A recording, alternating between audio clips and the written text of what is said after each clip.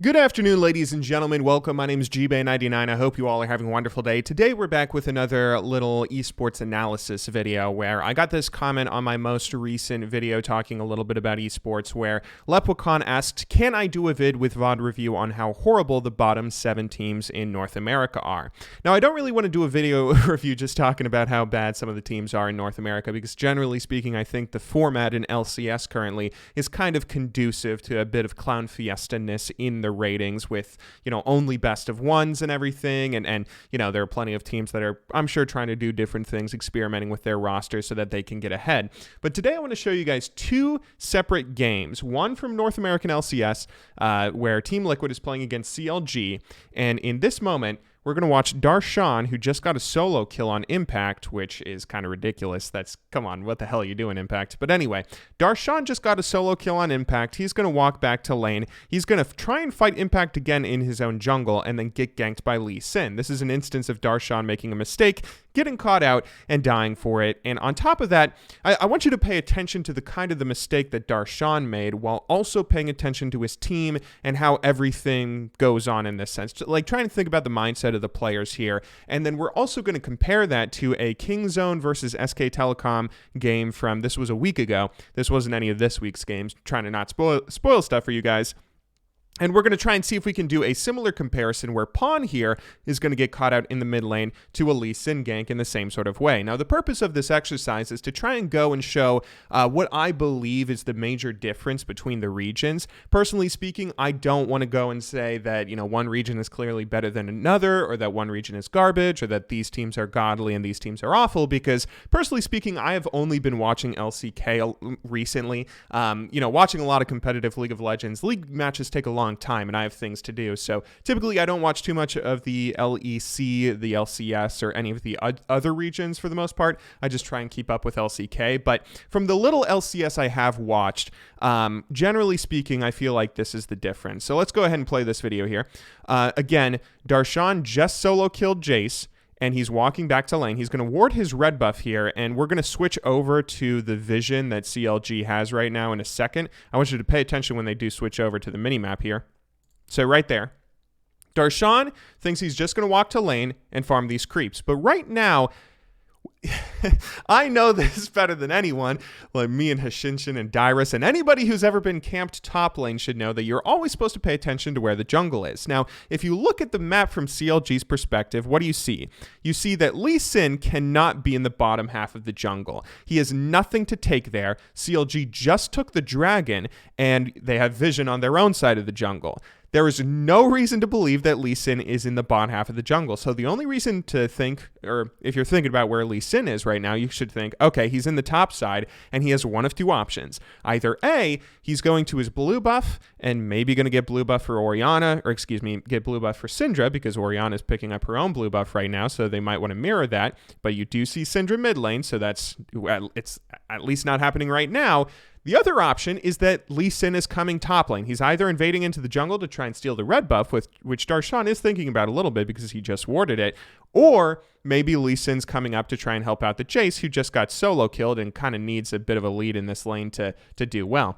So Darshan, he's walking back. He's not really thinking too much. He wants to go lane. He sees Impact here, and he immediately starts fighting him. And I think this is a pretty big mistake. Just, not to pick on Darshan, but this is a typical mistake that, it's something that I make all the time in League of Legends, that a lot of people make in League, where when they see someone that they think they might be able to kill in a 1 versus 1, they just fight them because they want to try and kill them. They don't really think like, okay, if I do have a kill opportunity here, why is this guy fighting me? Is it possible that Impact is tilted because he just got solo killed and he wants to have a bit of a rematch? Yeah, that's certainly possible, but the much more likely scenario is that his jungler, Lee Sin, who is about to get into that ward's range, I believe, is about to come. And then by the time Lee Sin gets here, Darshan realizes his mistake too late. He ends up dying and then giving up the one good thing that CLG had going this game. I mean, this game didn't have too many positives or highlights for CLG, but that was like the one positive thing that could maybe help them compete with Team Liquid here. And it really bums me out that they threw it away pretty quickly, which, I don't want to flame Darshan.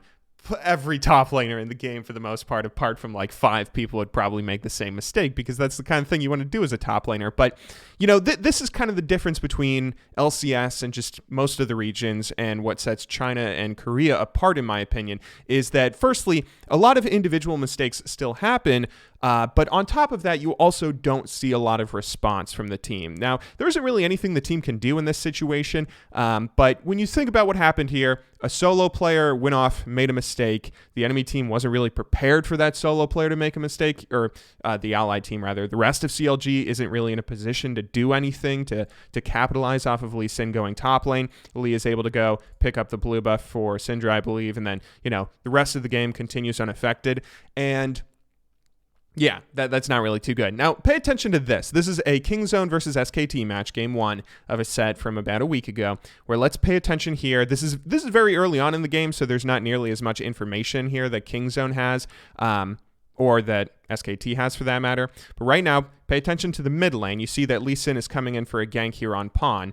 Yeah, maybe he should have been a little bit aware of a possible level 2 gank. Lee Sin comes, he flashes to try and escape the LeBlanc thing, but that shit is overpowered, so he can't get away from it. But he successfully dodges the Lee Sin Q and then starts to walk away. So, looks like he's okay so far, but keep your eye on the mid lane. Now, Pawn is about to go aggressive here, and he's going to get caught out again. He's going to run forward to CS a little bit. You see Faker just used his distortion to get in range. Pawn was trying to get into experience range, but the reason he was walking forward was because he was thinking, well, it's kind of unlikely that Lee Sin is just going to sit in the lane and camp me, but even if he is sitting, I have my jungler right here, where Cuz, playing Aatrox, should be in a position to help him out and live in this situation. Now, again, that OP ability fucks him a little bit. Then Lee Sin uses Flash and his Q to get under tower and kill him and barely live, where Cuz is not able to pick up the kill. And that's obviously still a mistake on Pawn's part, but do you see the difference in the quality from these mistakes? That's what I want you to pay attention to. The difference in the quality from these mistakes. Here, Pawn made a mistake because he was thinking that his teammate was going to be able to come and help him faster, that he was able to get in experience range, which is not too much to ask. You know, it's not really an overextension in most circumstances for you to try and soak up experience, only because he's playing against Faker, who's on LeBlanc and has so much movement, and on top of that, he's not able to dodge the skill shot, and on top of that, Lee Sin commits a flash, and on top of that, he's able to dive him and take 2 tower shots while also barely living on his own, and on top of that, Lee Sin was still sitting in the lane in the first place to continue going for that. That's the kind of mistake that you see that allows someone to go and get caught out and killed in LCK, in LPL, and just in the higher tiers of regions in the world. Whereas I feel like a lot of the mistakes that you see when you watch North American LCS, or just LCS now, or the European LEC, the mistakes here are just kind of very simple, almost not thinking mistakes. You know, they're the kind of mistakes that after you finish them, you're thinking, oh, I'm an idiot. How did I just let that happen? Even here, Impact made a huge mistake. Oh, I'm an idiot. How did I just let Darshan 1v1 solo kill me right there? And then Darshan gets too hyped up that he doesn't realize, oh, what the hell? I'm an idiot. How did I not realize that there's no possible way Lee Sin's on the bottom half of the map, and that he's, of course, coming here to gank me or steal the red because Syndra's not at blue. That's the thing that kind of separates the regions, I think. And I think this wholly also shows some of the problems that some of the lesser regions like North America and even Europe, or, you know, all of the wild cards, of course. This is one of the reasons that I also think the better teams like Team Liquid typically don't go off and have a lot of success with international play, because oftentimes when I watch Team Liquid play, you know, again, I'm not someone that really religiously follows LCS, so please take everything I'm saying here with a grain of salt, because I do not nearly have the amount of experience following the game that plenty of other people have. But from what I've seen, when Team Liquid goes and they're able to win games, or when any team that's looking dominant, TSM and Years of Old, when any team from North America or Europe or, you know, Taiwan looks like they're playing well, they're going to win games, they're going to perform well at Worlds, and then they don't, it's typically because, you know, they're winning from very simple mistakes. They aren't necessarily winning because they're out-strategizing their opponent. They're typically winning, it feels like, because they're just capitalizing on their opponents making goofball mistakes like that, right? And they're still making plenty of mistakes on their own, like Impact getting 1v1'd. but a lot of the leads that they get, they're able to, it's kind of like in American football. Sorry, I've been paying attention to the NFL draft, so that's why I've been making so many American football references lately. Although, have you guys seen the other videos I've worked on where I've been making those? Actually, never mind. Disregard that. Anyway, in American football, one thing that's kind of interesting, I think, is sometimes you can tell the difference from a great coach and a bad coach, and it's probably the same for European football as well. But the difference between a great coach and a bad coach is that a bad coach can still win games if they have better players, because they can just run plays that their players will be able to overpower and just, be better athletes than the opponents they're playing against. So as long as the plays have some semblance of strategy and some semblance of thought put behind them, then okay, they're going to be able to succeed. But if that bad coach is ever put up against a player or a team that has players that are better than their own team, then they're never going to be able to win, because their only strategy is to be the better athletes.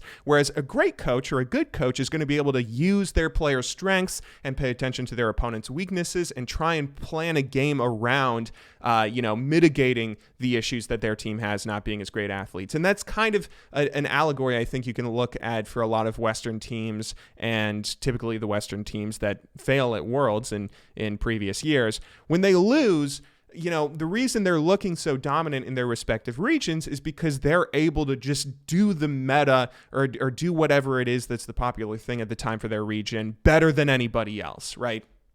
Like Team Liquid just has better mechanics than everybody else. They're able to, in a Jace versus Ornn lane, or in some sort of circumstance where, they're supposed to win the laning phase, they're always able to win the laning phase because they have such refined mechanics that their opponents aren't ever going to win throughout playing them mechanically.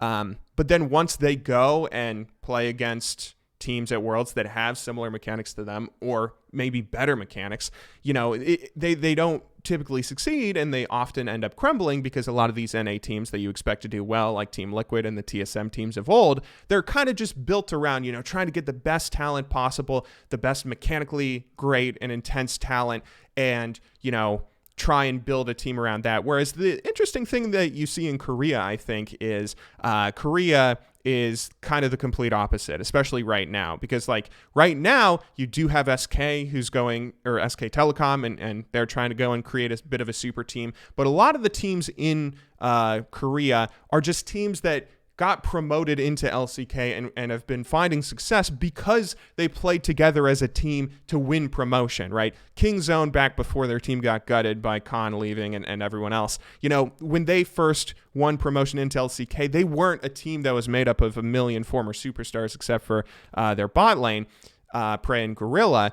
A lot of their players, Cuz, BDD, and Khan, they were just fresh faces. And that's what you're seeing with Griffin right now, is teams that are able to just, everybody's on the same page, everybody's thinking in the same sort of way, and they're able to pull off the same sort of strategies because they're all kind of playing around what each other is expecting.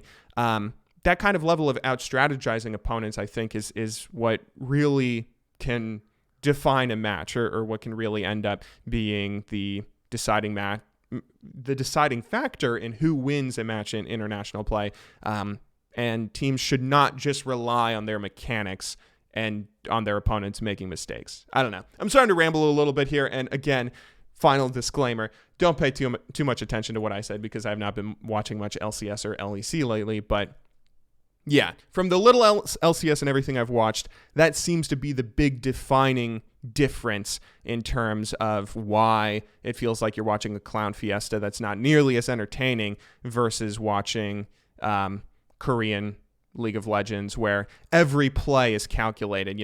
When you go and you see Alistar die here, you don't feel like, oh, Alistar made an idiotic mistake, Mata just got caught out. No, you're thinking, wow, that was a well-coordinated play by Kingzone to send everybody bot lane while the enemy jungler was completely out of position so that they can dive and get a kill. And immediately the enemy jungler is going to probably try and respond in his own way, but they're trying to prepare for it. It's like when a team makes a mistake, or rather when a team dies in LCK, it's because the other team out-strategized them. It's very rarely just them being idiots, which sadly that's what you see a little bit too much in Western League of Legends. But anyway, yeah, hope that answers your question.